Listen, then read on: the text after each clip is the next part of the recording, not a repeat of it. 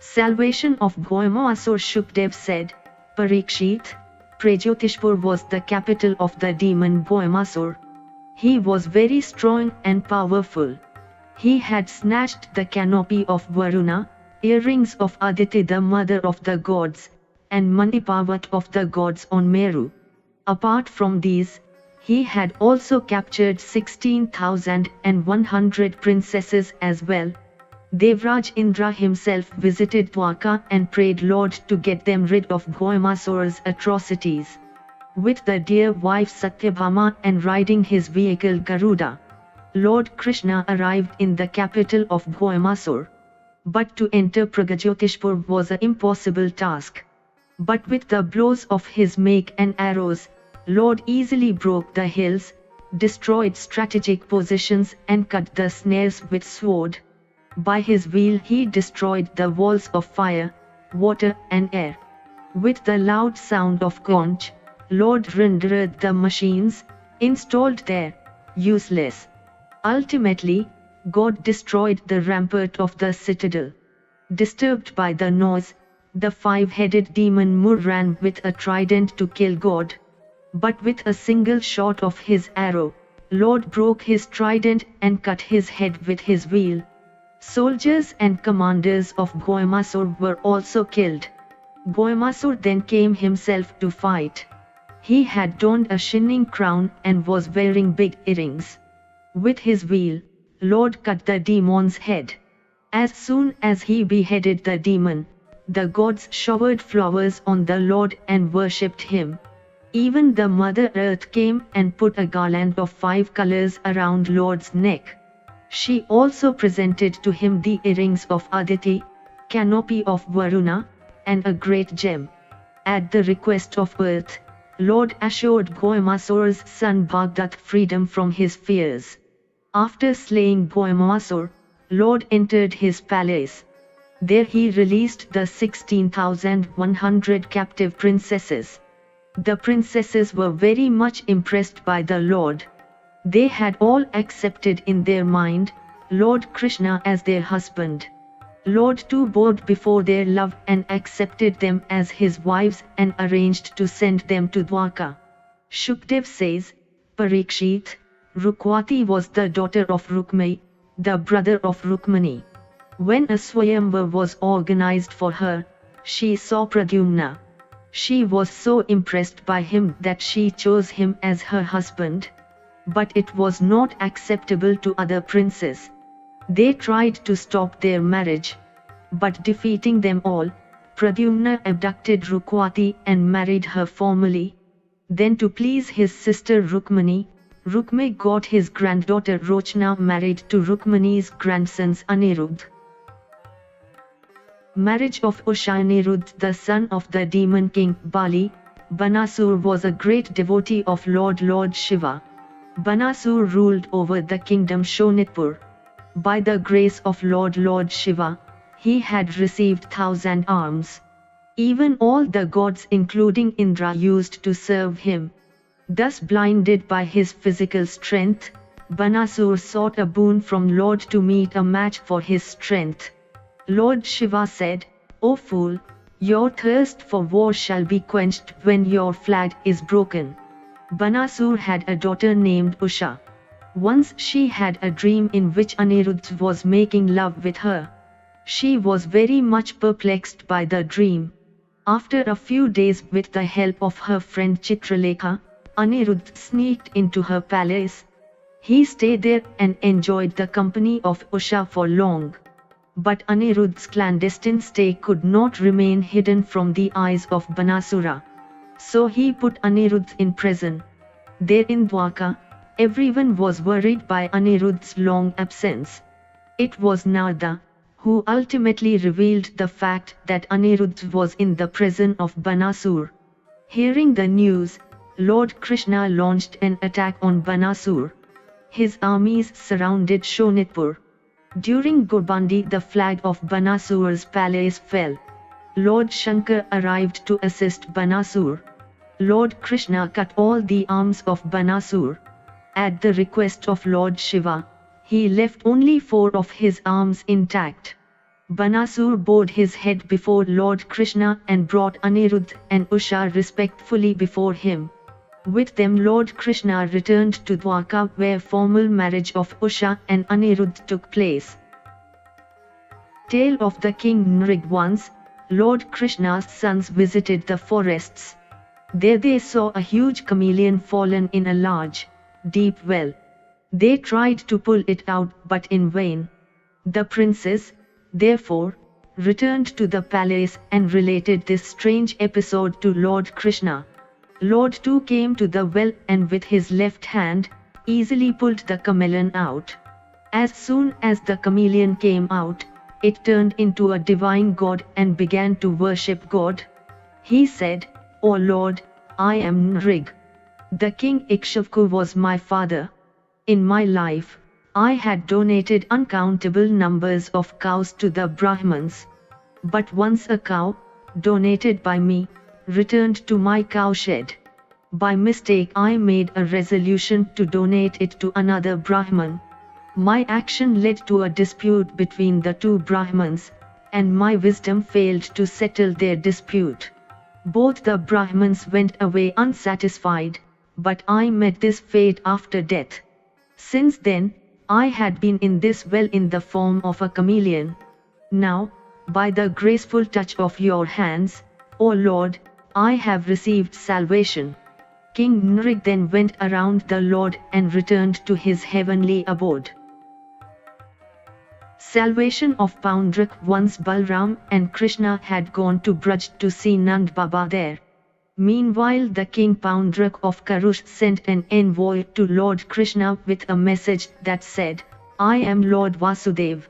Poundrak's envoy arrived in the court and read out the message, "To bestow my grace on the people, I have taken an incarnation. You have falsely named yourself as Vasudev and borne my insignia. Take my refuge or face the battle." Shukdev said, "Parikshit." Hearing the message of Poundrak, Ugrasen and other courtiers began to laugh. Lord asked the envoy to inform Poundrak that he would launch his wheel on him and his army. Receiving the message, Poundrak launched an attack on Dwarka with 2 Akshohini army. The king of Kashi was a friend of Poundrak. He too came to his assistance with 3 Akshohini armies. Poundrak had disguised as Vasudev and was bearing artificial conch, wheel, make and lotus end. He had also adorned swastik, kaustubh, etc. All the people began to laugh at Poundrak's clown-like attire. In no time, the Lord stripped him of all his adornments. His wheel cut his head. Then with an arrow the Lord cut the head of the king of Kashi. His head fell in front of his palace's gate. Sudakshan, the son of the Kashi king, organized a grand yagya to avenge his father's killing. An ogress, Kritya, emerged from the yagya and began to burn Dwarka. All the people prayed Krishna to protect them. Lord assured them to be fearless and ordered his wheel Sudarshan to kill Kritya. Sudarshan extinguished the fire, killed Kritya and destroyed Kashi. Then it returned to the Lord's finger. Salvation of Dvivid. The king Parikshit expressed his desire to hear about the life of Balram. Shukdev said, "O king, there was once a monkey named Dvivid. He was the friend of Goyamasur. When Dvivid heard about Goyamasur's killing by Sri Krishna, he began to cause large-scale destruction in the kingdom. His disruptive activities in the country began to terrorize the subjects of Lord Krishna. Once hearing sweet music, the monkey was drawn towards the Revatak mountain. There he saw Balram amidst beautiful young women. The monkey began to behave indecently. Angered by his indecency, Balram hit him with his pestle, named Sunang, and killed the monkey. Marriage of Samp was the son of Lord Krishna and born to Jambavati. He had kidnapped Lakshmana, the daughter of Duryodhan, from her Swayamvar. Infuriated Kauravas chased them and, with difficulty, they caught Samp and tied him. When the Yaduvanshis got the news, they began preparations to launch an attack on Kauravas. Balram pacified them and reached Hastinapur alone. There he received a warm welcome from the Kauravas. Balram said to them, "It is an order of the king Ugrasen that you should see Samp off with his newly wedded wife." Hearing Balram's words, Kauravas got angry and began to deride Yaduvanshis. Infuriated by Kauravas' derisions, Balram trained his pestle and plough. He intended to turn over the town of Hastinapur into the river Yamuna. When the city began to shake, Kauravas felt perplexed and begged Balram for his pardon. Balram assured them to be fearless and returned to Dwarka with Samp and his newly wedded wife Lakshmana. The kings in captivity seek Lord's help. Shukdev says, Parikshit, once Lord Krishna was holding his court when an emissary arrived in the court. The kings who were held captive forcibly by Jasant had sent him. The emissary related the miseries of those kings to Lord Krishna. Through the emissary, the kings had requested, "O Lord of the world, kindly get us free from our miseries. We are in your refuge. We desire your sight. Kindly bestow us with your grace." Lord Krishna sent the emissary off with assurance of timely action. Meanwhile, Devarishi Narada arrived in the court and informed the Lord of Yudhishthira's intention to organize a grand Rajyasul Yagya and his cordial invitation for the Lord to attend the ceremony. Lord asked his friend Uddhava for an advice as to where he ought to go first, to Indraprasth in Rajyasul Yagya or to liberate the king from the captivity of Jasant. Uddhava advised Lord to go to Indraprasth first. There he would be able to serve both the purposes. Uddhava's advice was in the interest of all. Everyone supported it. Taking permission from his priest and teachers, Lord set out on a chariot with the whole family to reach Indraprasth. In Indraprasth, Pandavas accorded the Lord with warm-hearted felicitations. By the dictate of Lord, Mysore built a divine-looking court for Yudhishthira. The courtroom was a marvelous piece of architecture. The shining, smooth floor of it appeared like water, while water bodies presented a look like marble floors. Killing of Jasant during Yudhishthira's Rajyasul Yagya, all the Pandavas set out in all the directions to conquer the kings and expand the boundaries of their kingdom. Warriors like Bhim, Arjuna defeated great kings all around and extended the boundaries of Yudhishthira's empire. But to defeat Jasant, Bhima, Arjuna and Lord Krishna went in the guise Brahmans. They reached Jasant's capital Girivraj and prayed him for donations. Jasant promised to give them the things of their desires. Lord Krishna then introduced themselves and begged Jasant for a duel with any of them. Jasant accepted to fight a duel with Bhima. He gave Bhima a make and both of them came out to the outskirts of the town, where they began their duel. Both of them were equally strong and equally brave and well-pitted. 27 days passed, but their duel remained inconclusive. On the 28th day, during the fight, Lord signaled Bhima a way to kill Jasant. He took a small twig in his hands and tore it apart into two. Bhima understood the signal and beating Jasant on ground, he tore him apart in two pieces and threw them in opposite directions. Thus came the end of evil Jasant. Lord Krishna and Arjuna heartily greeted Bhima for his success. They then enthroned Jasant's son Sahdev and also got the captive kings released. Salvation of Shishupal. King Yudhishthira had invited great Vedic Brahmins and Acharyas on the occasion. Those great sages included Ved Vyasa, Bharadvaj, Sumantu, Gautam, Asit, Vashishta, Chivan, Kamv, Maitreya, Kavash, Chit, Vishwamitra, Vamdev, Sumti, Jaimini, Kratu, Pale, Parshuram, Shukracharya, Asuri, Vitihotra, Madhuchchanda, Vyasan and Akritvan etc. Persons from Kauravas side like Drona, Bhisma, Kripacharya, Dhritarashtra, Vigur and Duryodhan etc. were too invited to witness the celebrations. Even Brahma, Shiv, Indra, Gandharvas, Vidyadhars had too arrived. But before the yajna could start, a dispute cropped up among the great sages as to who ought to be worshipped first in the yajna. In the opinion of Sahdeva, youngest of the Pandav brothers, not the son of Jasant, Lord Krishna deserved the first worship. Everyone supported him. Only Shishupal could not tolerate the decision. He stood up and said, in the presence of such great ascetics, savants, polymaths and sages, how can this cowherd deserve the first worship? Despite Shishupal's bitter remarks, Lord Krishna kept quiet. But Shishupal did not. Encouraged by Lord's silence, he began to attack the kings, who stood by Lord's side, with sword.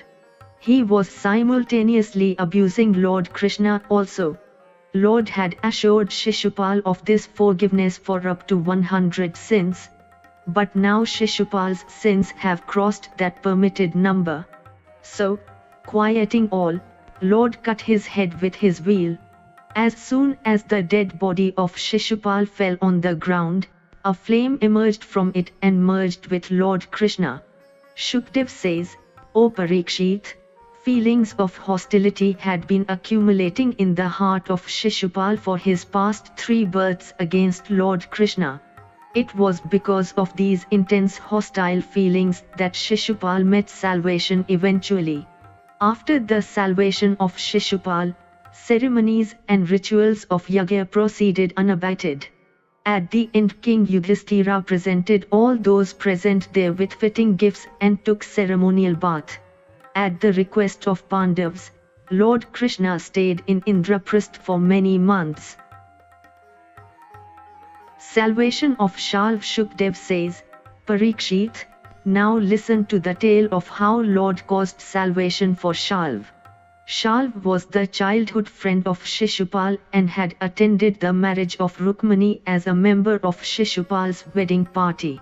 At that time, Yaduvanshis had defeated them all, including Jasant and Shalv. Right at that moment, Shalv had resolved to destroy Yaduvanshis and began worshipping gods of the gods Pashupati, Shiva. Lord Ashutosh, Lord Shiva was pleased with him. As a boon, Shalv had got an aeroplane that was invincible even for the gods, demons, humans, nagas, etc. and was particularly formidable for Yaduvanshis. By the dictate of Lord Shiva, the demon Maya constructed such an aeroplane of iron. The aeroplane named Sub was as big as a city and was difficult to be spotted or caught. It could move as fast as one's wishes. Soon after getting the aeroplane, Shalv launched an attack of Dwarka. Surrounding Dwarka, Shalv began to destroy buildings and houses there. Seeing the people terrorized, Pradyumna consoled them to be fearless and himself set out on a chariot to counter Shalv. He pierced Shalv with arrows. But Shalv's minister the Yumana attacked Pradyumna with a make. By the blow of the make, Pradyumna lost his consciousness. But soon he came around and began to slay Shalv's forces. The fierce battle continued for 27 days. Lord was away then in Indraprastha Yagya. But he was sure that in his absence Kshatriya kings of Shishupal's side would be attacking on Dwarka. Lord reached Dwarka and saw a fierce battle between Pradyumna and Shalv. Seeing Lord arrive, Shalv began to attack him with sharp arrows. Lord hit Shalv with a powerful blow of make and he began to spit blood from his mouth. He then tried to show many illusions and showered Lord with weapons. But Lord wounded Shalv with his arrows, broke his aeroplane with his make. Very soon thereafter the aeroplane plunged into the sea. Shalv then attacked Lord with make, but Lord cut his head with Sudarshan wheel. Seeing his end, all the gods showered flowers on Lord. Salvation of Dantavakra and Vidurath after the killing of Shishupal, Shalv etc. Dantavakra arrived in the battlefield carrying a make. When Lord saw him coming, he too jumped down from the chariot and balked his movement with a make. Dantavakra tried to humiliate God with his abuses and hit him on head with his make. Lord easily bore the blow of make and hit Dantavakra's chest with his make named Koyamurki. Dantavakra's heart tore apart by the blow and he fell dead. Vidurath was the brother of Dantavakra. He came in the field with sword and shield to avenge his brother's death. Seeing him ready to launch an attack, Lord cut Viduratha's head with his wheel. Thus, Lord Krishna entered Dwarka only after killing Shalv, Dantavakra and Vidurath.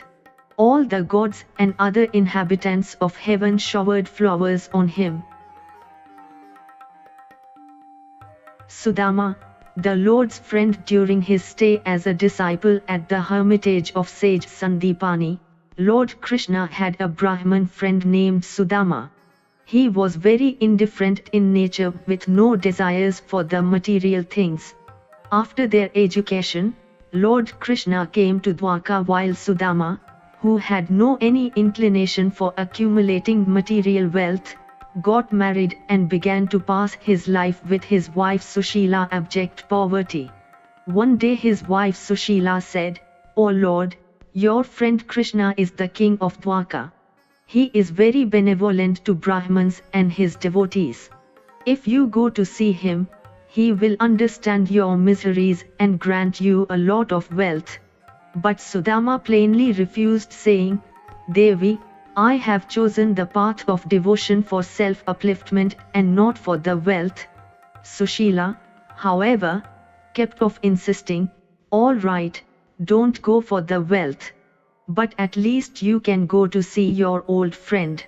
Sudama accepted this proposition, thinking that only the sight of Lord yields supreme benefit to the devotee. But he wanted something as a gift to present to his old friend. At this, his wife tied 4 handfuls of raw rice in a bundle. With that humble gift, Sudama set out for Dwarka. His poverty was at its hem. But he kept on reciting Lord's name all along the way. After walking for some distance, Sudama felt thirsty. He drank water, quenched his thirst and thanked God that he at least does give water to drink. Sudama kept on walking the whole day. In the evening, he kept the bundle of rice under his head as a pillow and slept. Now it was God's turn to show his gratitude for the devotee. When Sudama awoke in the morning, he found himself right in front of Lord Krishna's palace. At first he could not believe his eyes, but the people told him that he was in Dwarka and standing right before the Lord's palace. Sudama requested the gatekeeper to inform Lord Krishna that his childhood friend Sudama had come. Lord Krishna was sitting in the company of Rukmani when the gatekeeper delivered the message. As soon as Lord Krishna learned about Sudama's arrival, he stood up and ran helter-skelter to welcome his childhood friend. At the gate he cordially embraced Sudama and escorted him into his private chamber and made him sit on the throne. Krishna and Queen Rukmani both washed Sudama's feet one by one. By the mere touch of his friend, Krishna was feeling overjoyed. His eyes filled with tears. He and Sudama were holding each other's hands. Their hearts were beating with the memories of their period as disciples at the hermitage of Sandipani. For long, none of them could utter a word. At last Sudama said, "O Jagadguru Krishna, I have the fortune of being your friend. What remains for me to do?" Lord Krishna said, "Brother, have you brought for me something sent by my sister-in-law?" I love to accept even the pettiest thing presented with affection. Shukdev says, O Parikshit, at the Lord's words, Sudama felt ashamed and he did not reveal the 4 handfuls of raw rice that he had brought as gift. With shame, Sudama began to look at the ground. Lord knew everything, that his dear friend Sudama had never remembered him with a desire for wealth. This time too he has come at the insistence of his wife. Hence, I will give him the wealth that is rare even for the gods, thought Lord Krishna, and snatched the bundle of raw rice and opened it with great respect. He put 1 handful of it in his mouth. When Lord proceeded to take next handful, Queen Rukmani held his hand and prayed, O Vishwambar, fosterer of the world, for the prosperity of entire world this 1 handful is sufficient. Sudama stayed that night in the palace of Sri Krishna. There he experienced the comfort of Vaikuntha, abode of God. Staying there for many days, Sudama at last took leave of Sri Krishna and set out for his home. Lord did not give Sudama anything apparently, nor did Sudama ask for his favor.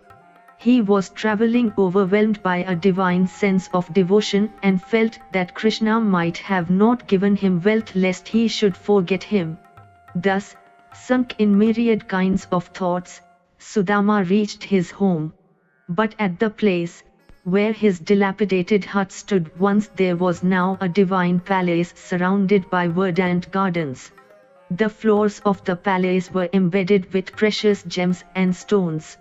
Standing at the gate, Sudama felt confused when his wife Sushila came out with scented water to welcome him.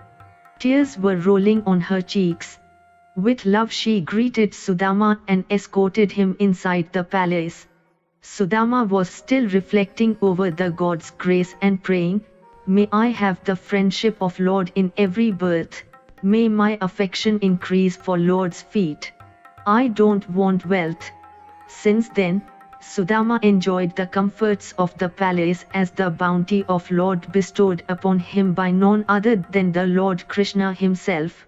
His devotion increased day by day.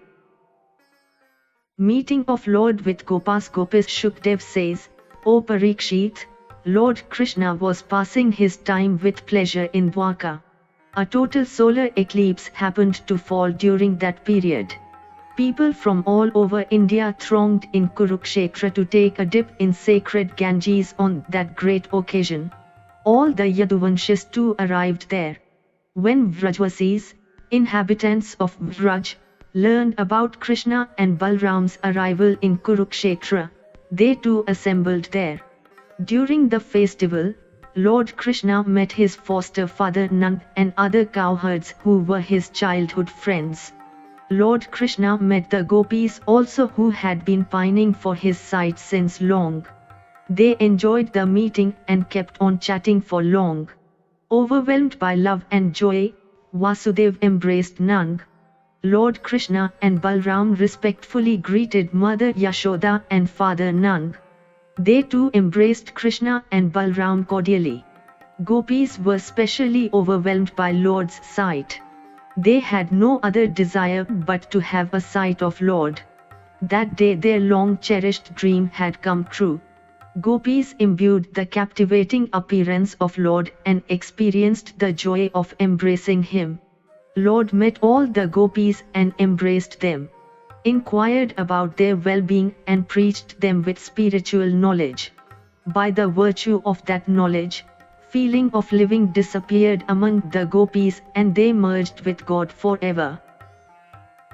Organization of Yagya by Vasudev Deva, Rishi Narada, Vyasa and many other great sages arrived in Kurukshetra to have a sight of Lord. Lord welcomed them all. Then Vasudev greeted them and inquired about way for his self-upliftment. Laughingly, Narada said, Vasudev, a person, already living at the bank of the Ganges, discards her holy water and goes to other places of pilgrimage for his purification. In the presence of Krishna and Balram, the sages said, You regard the indescribable, eternal, Satchidanand Shri Krishna as your son, and seek the way of your self-upliftment from us. O Vasudev, recognize him. Take to his refuge, only he can save you.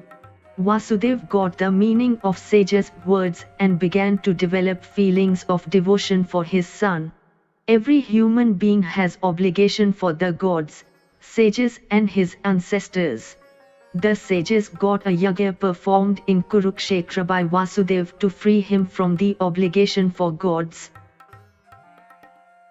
Revisiting of Devaki's 6 sons in Dwarka, Krishna and Balram used to greet their parents first daily in the morning. Now Vasudev had recognized his identity. So after their return from Kurukshetra, when Krishna and Balram went as usual to greet their parents, Vasudev greeted them first. Lord Krishna then preached his father about the metaphysical knowledge. With that knowledge, Vasudev began to see Krishna everywhere. Mother Devaki was also present there.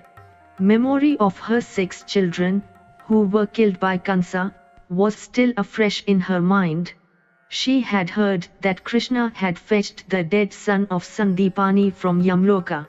So she prayed to them, "You both are venerable even to the gods. Kindly grant me my desire.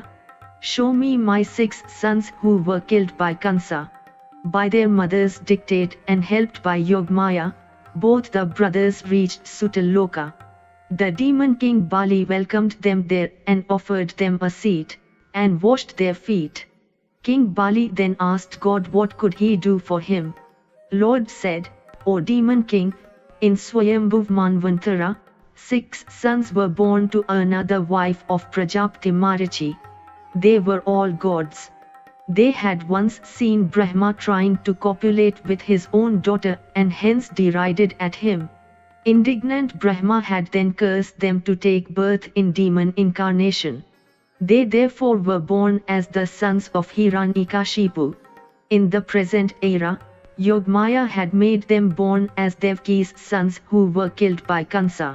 They are all now in your loka. Mother Devaki is mourning for them, so we shall take them with us. They will thus be freed from the curse and go to their heavenly abode." Thus Lord Krishna and Balram brought those 6 babies to Dwarka and handed them to Mother Devaki. Seeing her babies again, Devaki's heart filled with love for her sons. Milk began to flood her breast. She breastfed them. Drinking the milk, all the babies received salvation. They then departed to their heavenly abode. Love and marriage of Subhadra and Arjuna. King Parikshit asked, "Gurudev, how did my grandfather Arjuna and grandmother Subhadra got married? I want to hear this tale. Kindly narrate it to me." Shukdev said, "Parikshit, once travelling on a pilgrimage tour, Arjuna reached in Prabhas region. There he learned that Balram was desirous of marrying his sister Subhadra to Duryodhan. But Vasudev and Krishna were not in the favor of this marriage. So, a strong urge took hold in his mind to get Subhadra as his wife. Acting as per the urge, Arjuna reached Dwarka in the guise of Vaishnava sage. It was rainy season then, so with an excuse of Chaturmasya Vrat, 4 months long fast, Arjuna stayed in Dwarka. During his stay, Balram served and looked after him very well. But neither Balram nor any other inmates of the palace could recognize Arjuna. Once Balram invited Arjuna to his home. There he offered good, delicious food to Arjuna. Subhadra too served him well. There, they fell in love with each other. Later on, boarding a chariot, Subhadra went out of the palace for a joyride. At the outskirts of the town, Arjuna was awaiting for her. He had already taken permission of Devaki, Vasudev and Krishna.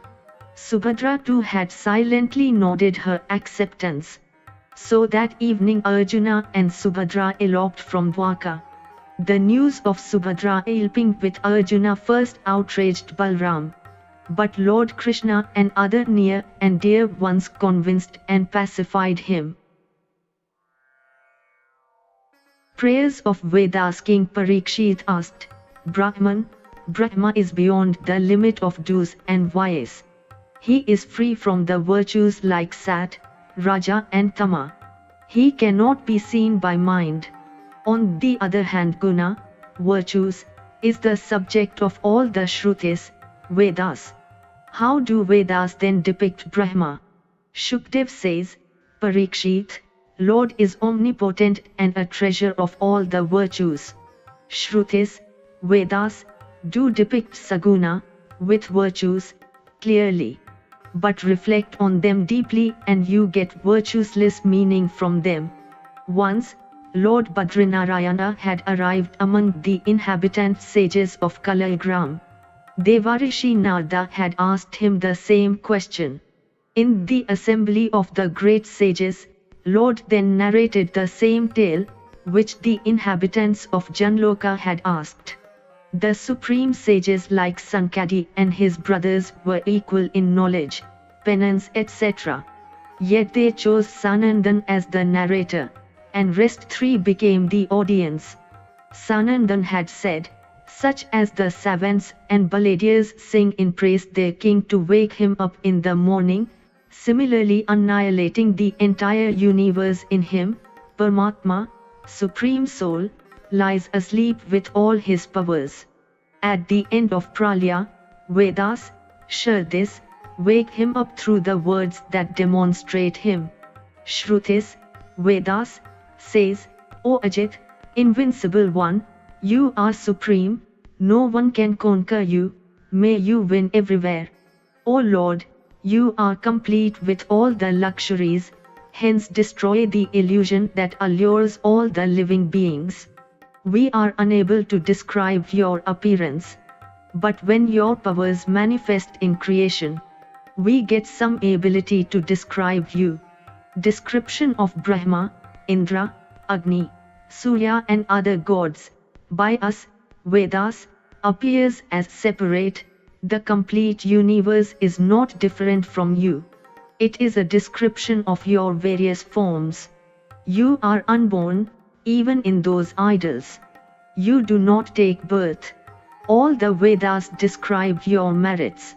All the savants love none but you through hearing and remembering of your auspicious, benevolent virtues.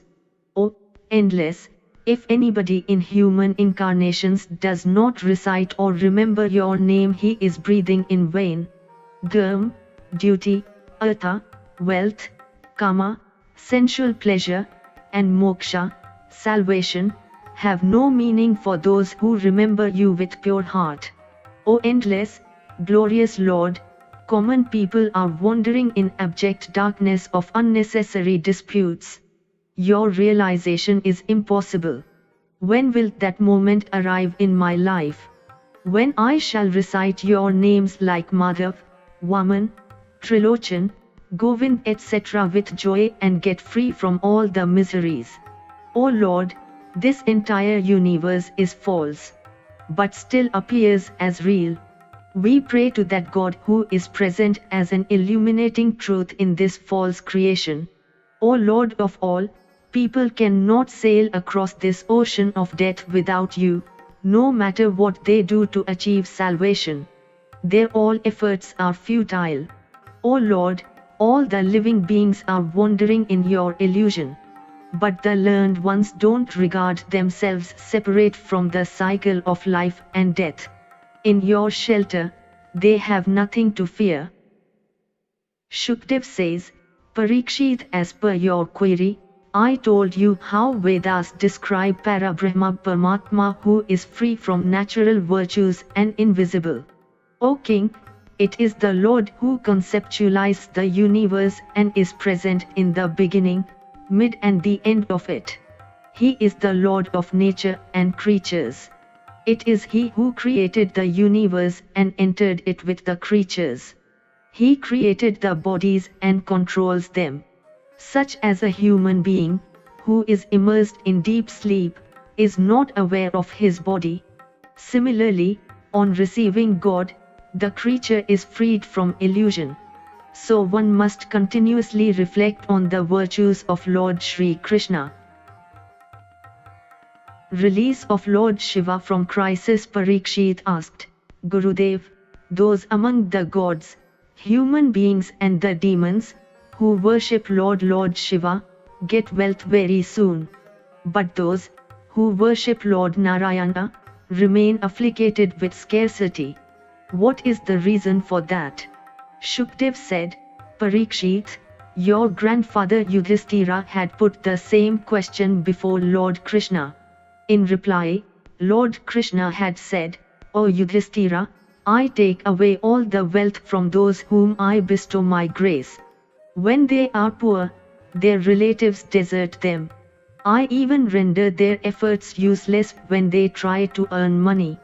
Thus, being unsuccessful repeatedly, the people develop an attitude of indifference for wealth.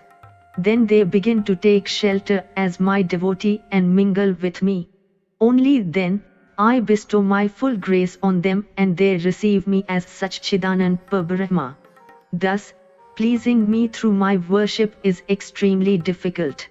Hence, ordinary people give me up and worship other deities, which are in fact different forms of me. Lord Shiva is Ashutosh and bestows his devotees quickly with grace. He gives wealth and other riches to his devotees. But once they get wealth, the devotees become despotic and even forget the God who had blessed them. In this context, Shukdev narrated one ancient tale to Parikshit. Once upon a time, there was a demon Vriksur. He had pleased Lord Shiva and sought a boon that the person, upon whose head the demon put his hand, should be incinerated at once. Lord Shiva granted the boon without considering the consequences. But as soon as the demon got this supernatural power, he ran to incinerate Lord Shiva first. The demon was eyeing Gauri Parvati, so he was determined to eliminate Lord Shiva. Now afraid of his own boon, Lord Shiva ran for his life, with the demon following him in hot pursuit. At last Lord Shiva reached in Vaikuntha and told Lord Vishnu about his crisis. Lord at once illusioned the demon and made him put his hand on his own head. By the virtue of the boon, the demon was incinerated in no time and thus Lord Shiva could be saved. Testing of Trinity. Once upon a time, all the sages assembled on the bank of Saraswati river. A dispute erupted among them as to who among the Trinity was the greatest. By consensus they appointed sage Bhrigu to test the Trinity of Brahma, Vishnu and Mahesh. Bhrigu reached to Brahma, but did not greet him. Brahma got infuriated, but since the sage Bhrigu was his own son, he did not curse him. Then Bhrigu visited Lord Shiva. Lord Shiva proceeded to embrace the sage. But instead of accepting Lord Shiva's welcome, the sage began to abuse him, saying, You violate the dignity of Vedas, so I will not meet with you. Angry Lord Shiva raised his trident to kill him, but Bhagwati stopped him. At last Bhrigu reached Vaikuntha to see Lord Vishnu. Lord was lying with head in the lap of Lakshmi. Bhrigu kicked hard at his chest. But instead of getting angry, Lord got up, bowed his head before the sage and begged pardon. O sage, pardon me, I could not welcome you at once, at your arrival. Your feet are soft, I hope they are not hurt. All my sins have been washed by the touch of your feet. Bhrigu felt very pleased by the serious talks of Lord. His heart felt overwhelmed with excess of devotion. He returned to the assembly of the sages and narrated his experience. Since then Lord Vishnu is regarded as the supreme and giver of peace and fearlessness. Revival of Brahman's dead children. There in Dwarka lived a Brahman.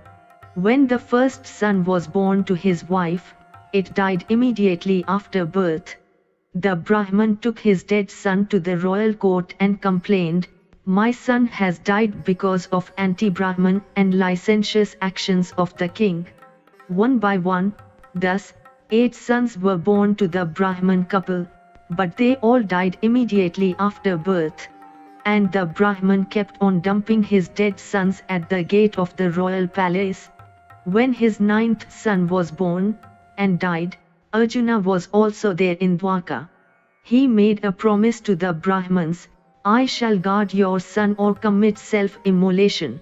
At the time of next delivery, the agitated Brahman came to Arjuna. Training his bow and arrows, Arjuna made all arrangements to protect Brahman's 10th son. Sanctified by many mantras, Arjuna's arrows constructed a fence around the labor room. A child took birth, but it too died after some time. Brahman, then, cursed Arjuna. Arjuna scouted through all the 3 worlds and even the netherworlds in search of the Brahman's dead son, but he could not find him anywhere. Ultimately accepting his failure and as per his promise, Arjuna proceeded to immolate himself. Meanwhile, Lord Krishna too learned about Arjuna's vow and stopped him from self-immolation. Thereafter, riding a divine chariot, Lord set out with Arjuna, towards west. Beyond the limits of cosmos, they reached the abode of Lord Vasudeva in Tripad Vibhuti. There Arjuna saw that Lord was present in Purushottam's appearance. Shri Krishna and Arjuna greeted him.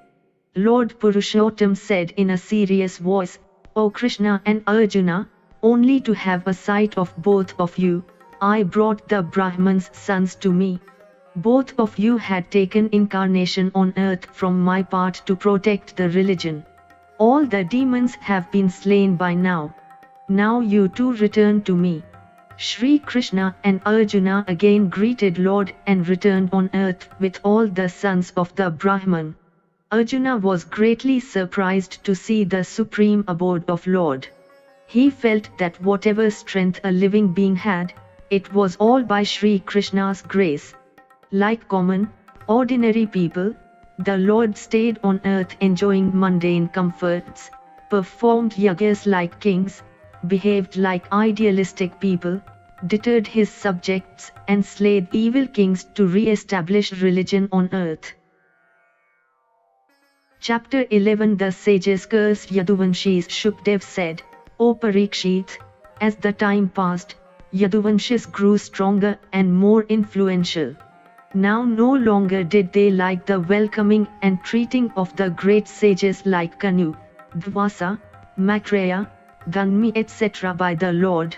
Lord Krishna knew about their disliking, but secretly he was pleased by this change in Yaduvanshis' behavior, for he knew that by disregarding the saints and the scriptures, they would meet their end sooner. Once the Yaduvanshis clothed Jambavati's son Samb in a woman's attire and, showing him to the sages, asked mockingly, Maharaj, this is our sister-in-law. She is an expecting mother. She feels shy to ask, but tell us what will be born to her. Through their unfailing vision, the sages knew the reality and said, Fools, a pestle shall be born to her, and that pestle shall exterminate the entire Yaduvansh. Now all the Yaduvanshis were perplexed by sages' prediction, and approached their king Ugrasen. But, even the king was helpless now because he could not change the words the pious sages. In due course, a pestle was born to Samb. Frightened of an imminent fate, Yaduvanshis crushed the pestle into a fine powder and threw it into the sea. Only a nail remained, that also was thrown into the sea, where a fish swallowed it. A fisher caught the fish and cut it open and found the nail. He gave it to a hunter. The hunter fixed the nail in the head of his arrow. On the other hand, the sea waves washed the powder of the pestle ashore, where it germinated and grew as luxuriant grasses. Later on, once all the Yaduvanshis assembled at the seashore for a picnic, where they drank wine and began to fight with one another under intoxication. Soon their quarrel grew so high that they pulled out the grasses, which were growing there, to use as the arms. With the grasses the Yaduvanshis beat one another to death. Now thou preaches Vasudev about Bhagwat. Once now thou arrived in Dwarka. Vasudev prayed him and requested to provide him with pious company of Bhagwat Dharma. Now thou said, O king, once upon a time, 9 great sages arrived in the court of the king Janka. King Janka had put the same curiosity before them also. I will narrate the conversation that followed there between the sages and the king. First of all, the first Yogeshwar Kavi said, O King Janka, dedication is the first duty, dharma, of a Vaishnav. He should devote everything, his actions, fruits of actions and even himself, at the feet of Lord. He ought to hear about Lord's virtues. Such a devotee shall be indifferent to the worldly affairs and shall laugh, dance or sing occasionally and sanctified all the 3 worlds. The king then asked about the characteristics of the Lord's devotees. Another Yogeshwar Hari said, a true devotee of the Lord remains unaffected by feelings like hunger, thirst, life, death, labor, pain, fear and desire. Such a devotee is the excellent kind of Bhagwat. Even the wealth of all the 3 worlds cannot shake the faith of such a devotee, because Lord Sri Hari himself stays in his heart. What is illusion? A Yogeshwar Antariksh replied, King, an illusion is also God's play. Having a possessive feeling about mundane is illusion. Thinking in terms of I, me, mine, my, you, your, is also illusion. If one can have such an affection for God as he has for worldly things, one can easily surmount the illusion. King Janka then asked about the method of worshipping Lord. A Yogeshwar, Karbajan said, O king, the Lord had a fair complexion in Satya Yuga. People used to receive him through methods like meditation, reconciliation, etc. In Treta Yuga, the Lord had reddish complexion and yagas were the main means to achieve him. In Dwapar Yuga, the Lord had yellowish complexion and he could be pleased through worships.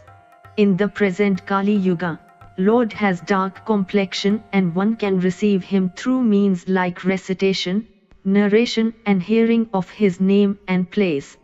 Thus, now thou preached Vasudev about Bhagwat Dharma. Now the heart and mind of Vasudev were thoroughly clean and pure.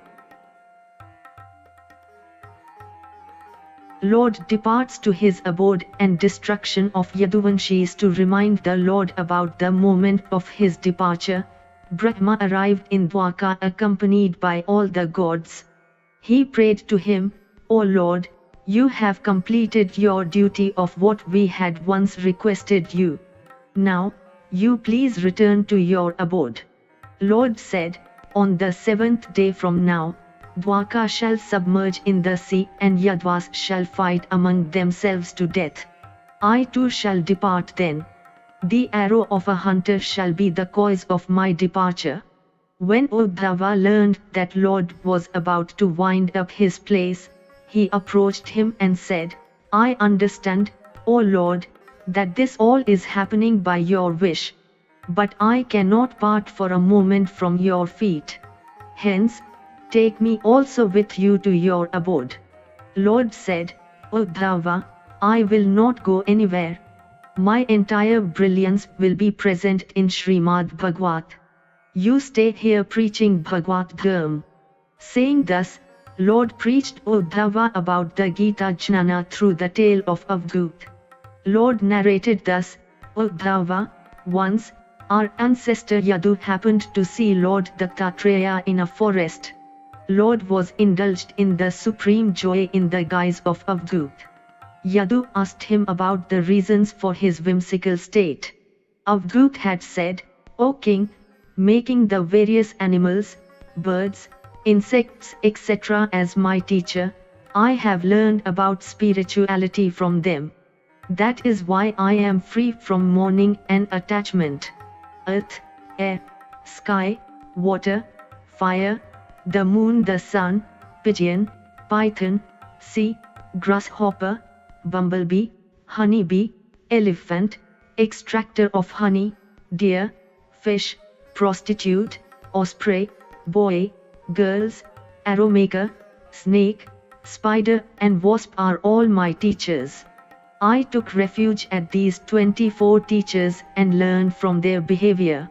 I learned forgiveness from earth, purity from the sky, holiness and cleanliness from the water, innocence and renunciation from the fire, indifferentness from the air, to remain unaffected by circumstances from moon, abdication from the sun, incoherence from the pigeon, dependence upon fate and remain effortless from the python, to remain always happy and serious from the sea, to be under the control of sense organs and hence meet total destruction from the grasshopper, acquiring of virtues from bumblebee, fault in cumulating from honeybee, to abstain sensuous talks from the deer, to eliminate greed from the fish, sorrow in hope and happiness in desperation from the prostitute, to feel happy in uncertainty from osprey, dispute among many from the girls, concentration from the arrow maker,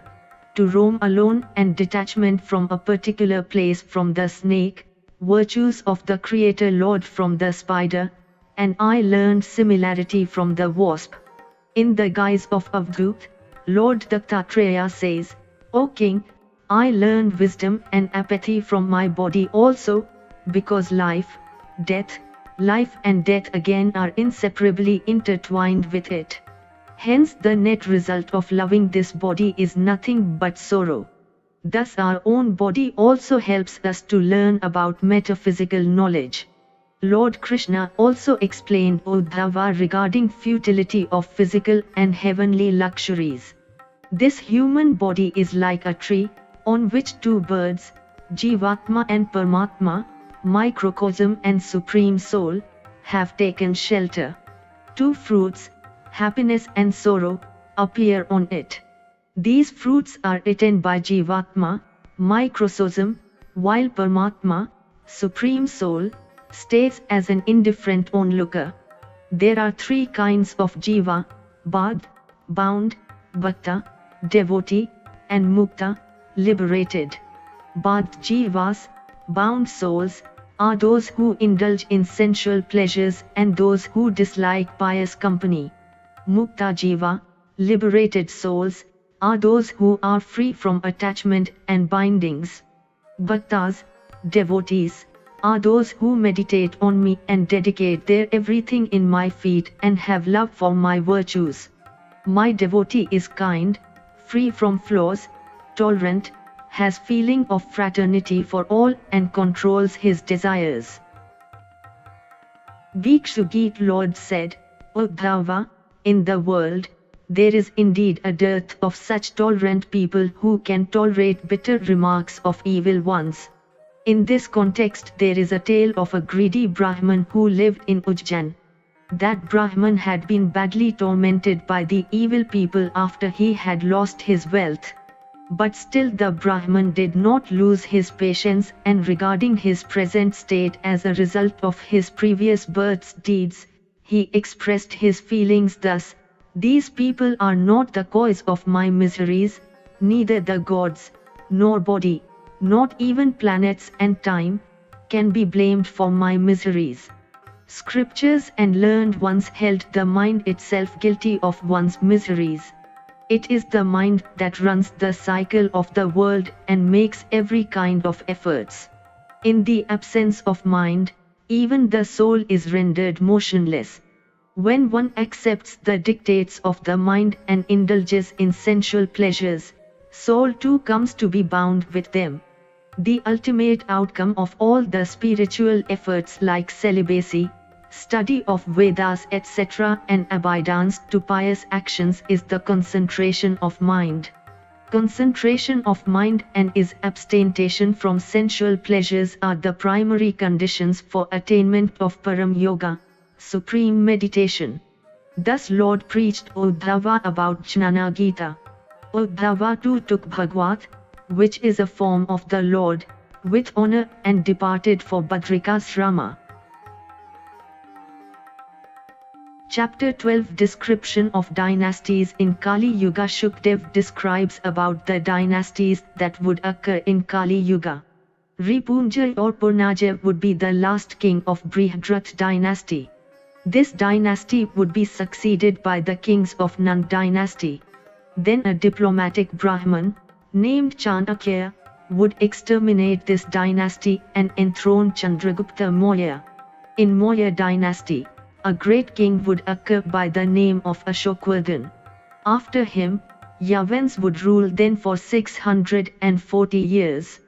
Their rule would be succeeded by the governance of the fair-complexioned foreigners, who would rule for 160 years.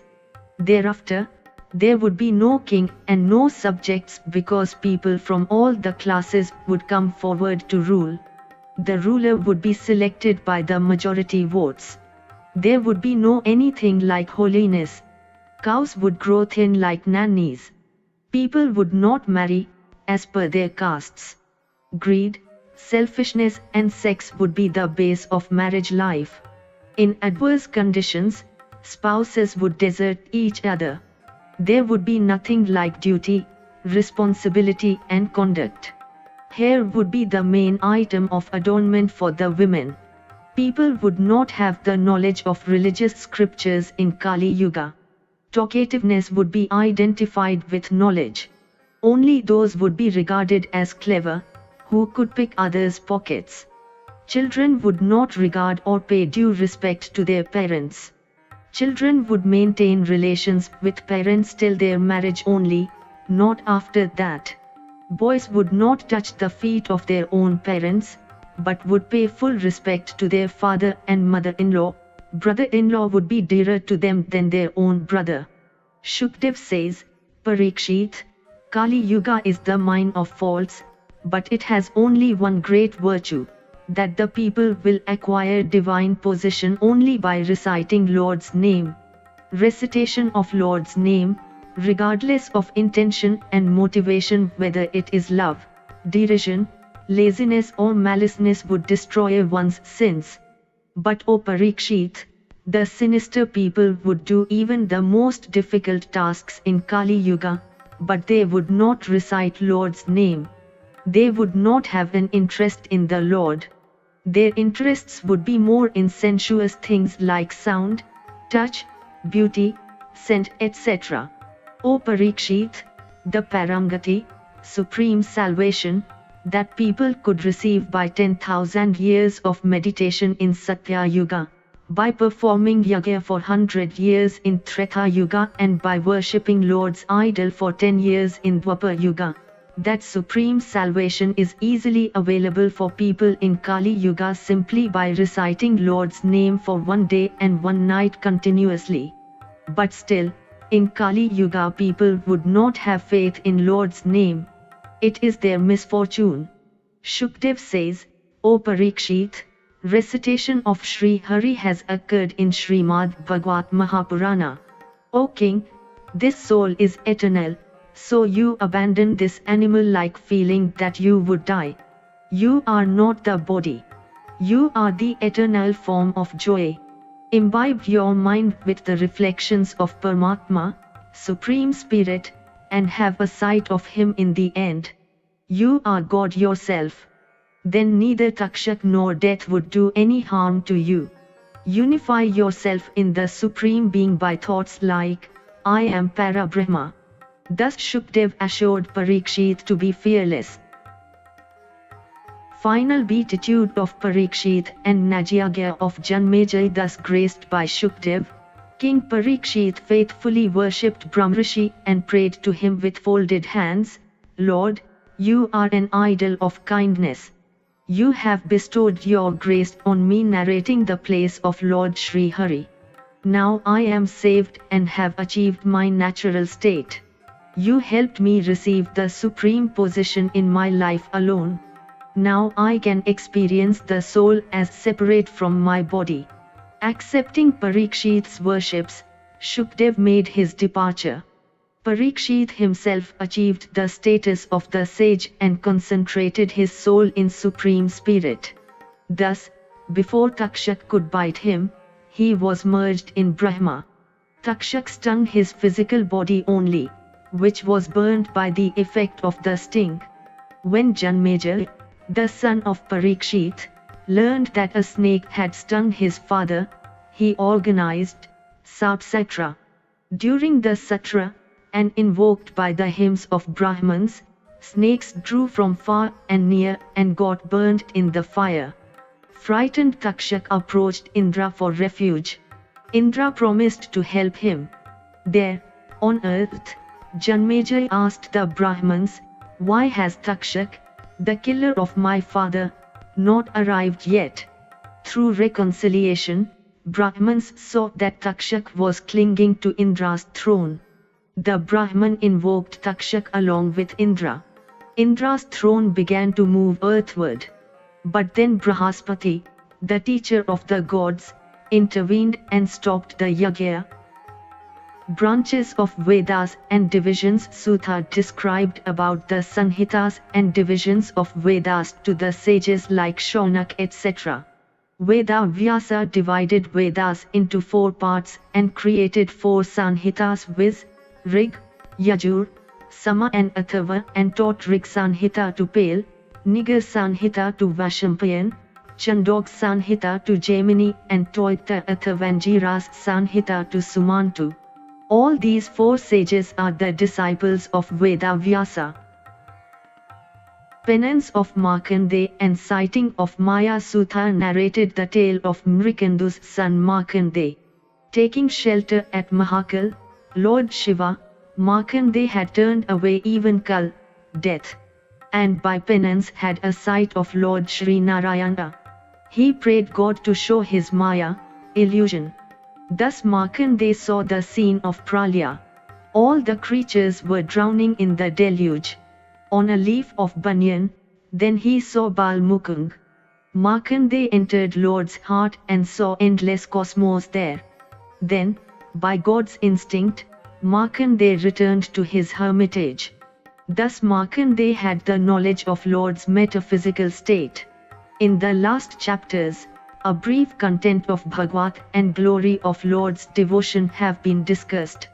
Sutta says, "O great sages, I have described what you have asked on the occasion of this pious assemblage. That voice is useless, which cannot recite Lord's name and cannot praise his virtues. All the sins and omens are destroyed by constant recitation of Lord's name. One then receives devotion for Lord with pure heart and begins to experience and feel God's tangible form. Though all the other Puranas contain description of Lord's appearance, but in Srimad Bhagwat Mahapurana, there is profuse description of Sri Hari in every chapter. Srimad Bhagwat has a confluence of knowledge, asceticism and devotion. One receives devotion for Lord and salvation eventually merely by reciting, listening and reflecting over it." If you enjoyed this audiobook, please like and subscribe to be notified of when new audiobooks are uploaded. Thank you for listening and learning. Shanti.